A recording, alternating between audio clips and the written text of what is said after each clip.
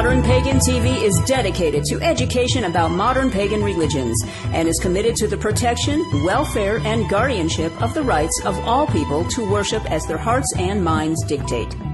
Modern Pagan TV considers education of the non-pagan public and of our own world community about pagan religions to be of paramount importance and encourages open dialogue across all platforms with the understanding that all voices have an equal right to be heard.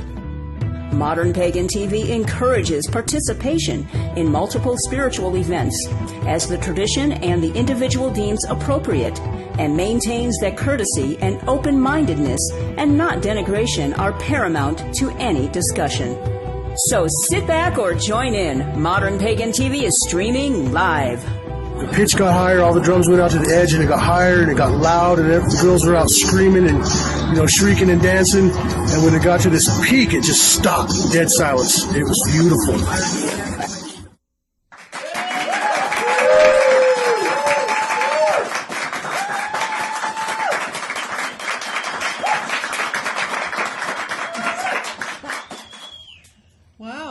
Great. Yeah. Hey, that's our studio audience, everybody. Welcome to Modern Pagan TV. I'm Laura McKenzie. And I'm Jacqueline Weller.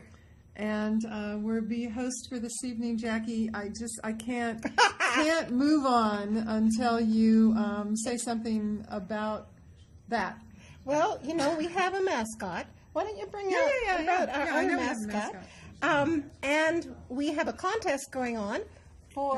It's true. Name our mascot, our wonderful dragon. But we thought it's a girl dragon.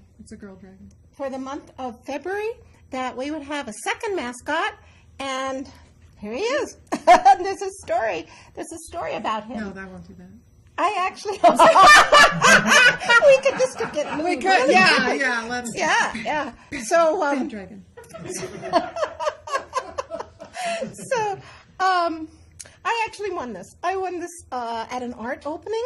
I went to a show that my boyfriend's friend was part of the art opening, and he did chainsaw sculpture, wood sculpture, and this was the door prize. And so when we came in, everybody got tickets, and I won. And he looked at me and he said, "You're a pagan, aren't you?" And I said, "Yeah, I am." And he said, "You're the perfect person to get this." And I said, "I am," because, of course, we have put this to use in ceremonial ways at Beltane. And it's here this month because, of course, it's February. It is February. And we have several shows coming up, including tonight. We'll be talking about pagan sexuality, sacred sexuality, alternative sexuality. And sexuality. Yes. Yeah. So we thought we would also do names. We have sex food.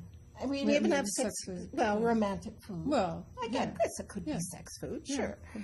So we thought we would do a name the other mascot contest as well. I just call him Henry, but there's probably a far better name than that.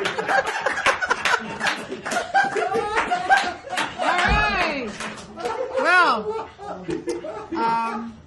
that being said, please, if you are in the chat room tonight, you could chat that in, or you could email to info@modernpagan.tv, and we'll announce that next week. So, because the maybe Henry, the maybe something else is going to be with us all month. Yes. Right, so. Well, I can leave him on the altar, and he can oversee things and add some of his fertility magic to all of this. Uh-oh, there goes Carmen. We may never see Henry again. I kind of like this. All right, well, there we go. So, welcome to the show. If you're seeing this clip on YouTube, and you haven't been onto the show site, please log on to www.modernpagan.tv and go to join the show, and you can chat. The chat room is open. You can Skype in. You can text in. If you have questions for any of the people who are presenting tonight, or for Jackie's doing her first segment on Ask the Living Goddess, so we're all, cool.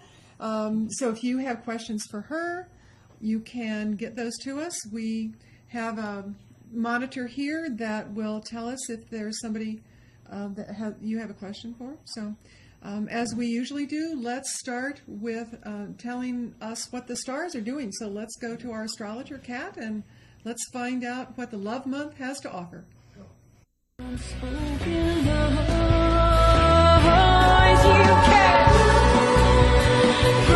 Welcome to Modern Pagan TV's Flying Through the Skies Astrological Report. This is for the week of February 5th, 2012.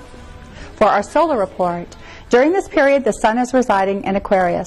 Aquarius is the fixed and masculine expression of air in the second decant of the sign. The ruler for this decant of Aquarius is Mercury and will affect the expression of magical work done during this period by the emphasis on communication or communicating in areas of the unusual. This solar cycle promotes and encourages our sense of community. The drive will be to communicate about ideas outside of the commonplace. We are more than halfway through this solar sign of community and friends. It is a good time to digest our relationships with others and our place in the larger planetary community.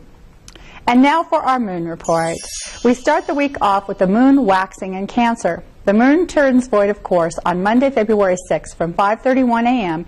until 6:24 a.m. Mountain Standard Time, when it moves into Leo, and where it will remain for the full moon until Wednesday, February 8th at 9:43 a.m. when it is void of course until 10:43 a.m. Mountain Standard Time, when it moves into the sign of the Virgin Virgo. The moon remains in Virgo until Thursday, February 9th, when it turns void of course again at 10:12 p.m. until 12:55 a.m. Mountain Standard Time, when it moves into the sign of the Scales, Libra. Now for our magical timing and moonrise. The full moon occurs on February 7th at 2:53 p.m. Mountain Standard Time at 18 degrees in the sign of the Lion, Leo. This placement in Leo of the moon is in detriment, as the sun is the natural ruler of Leo and the fifth house of children, creativity, and love affairs. Leo is a hot and dry sign, so rituals need to take into account these properties. This placement supports power building and fueling the fires of our creative process.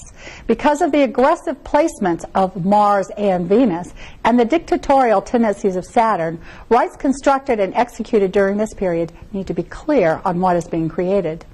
Any misuse of personal will certainly will not go unnoticed. And now for our retrograde watch. Mars continues the retrograde path in Virgo and will remain so until April 14th, 2012. Mars pushes and seeks to push forward and through in any self-serving manner.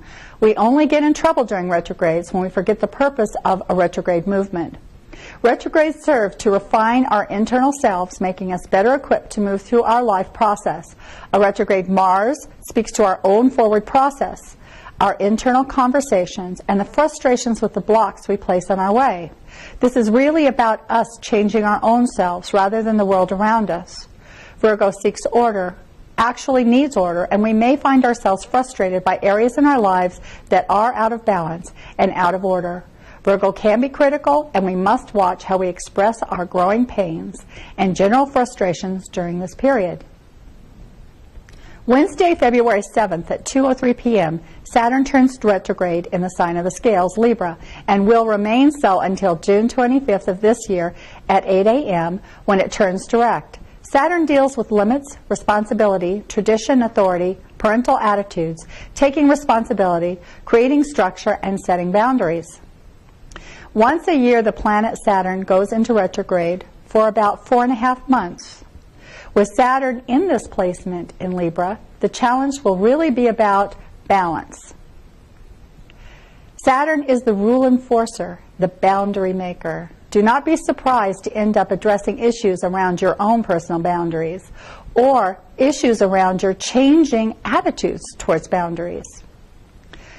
Watch infringing on others' boundaries, as this placement is ripe for a sharp reminder from those around us that you have crossed one. This placement is principle for encountering a forceful indecision or vacillation. Remember, retrogrades are all about what happens on the inside of us, and that is where the change needs to originate. Any attempts to force your rules on the world outside will be met unsympathetically. And now for our planet tracker. On February 3rd, Neptune entered Pisces at 2:03 p.m. Neptune governs our dream world and is the natural ruler of Pisces, the lord of the 12th house, the house of karma, past lives, and our subconscious realm. With Neptune in this placement, it is a good time to pay attention to our dreams, as well as any tendency towards avoiding responsibilities or seeing events as they actually are. Venus moves from dreamy Pisces into forceful Aries in the middle of this week. All of our romantic notions or false impressions of relationships give way to the clear and forceful gaze of Aries. We move out of the mode of romance into a more aggressive pursuit for love. Mars continues to reside in Virgo and will remain here until July 3rd of this year. With Mars in Virgo, our focus turns to service, healing, and the daily tasks of work. We can get lost in the drive for organization and be driven by the minutiae details of our daily and work life. This placement drives our inner critic, and we can find ourselves becoming impatient with lack of organization and flaws with others as well as ourselves. Because of the retrograde action this week, the change we seek needs to occur on an internal level. Mercury resides in Aquarius until February 14th. Jupiter will remain in Taurus until June 12th. Saturn will be stationed in Libra until October 6th. Uranus will stay in Aries until May 16th, 2018, when it will move into Taurus until November 7th, 2018, and then back into Aries until March 6th of 2019.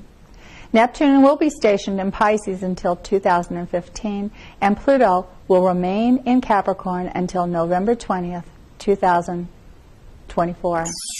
Thank you for joining us for Flying Through the Skies, Modern Pagan TV's Astrological Report, and I look forward to seeing you next week.